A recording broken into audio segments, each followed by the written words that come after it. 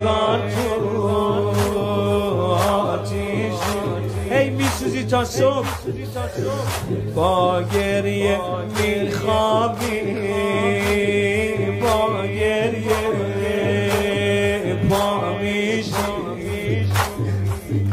با گریه میخوابی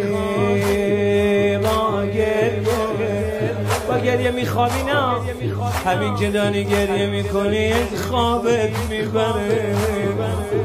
ای زنت میفته مادر با گریه میخوابی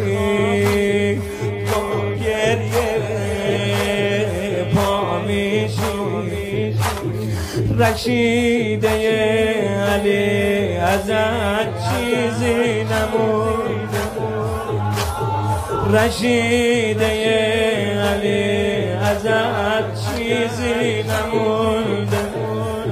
که وارد حجره شدم ملحفه رو کشیده بود ندیدم زهرا رو رشیده علی ازت چیزی نمونده کی زندگیمو مثل چادرت سوزونده زندگیمو مثل چادره یاسر پژمرده کشت علی رو چادر پا خورده ای یاسر پژمرده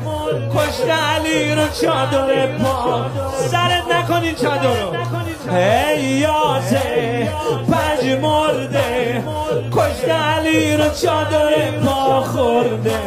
زهرا جان میبینی فاتح خیبر دیگه کم آورد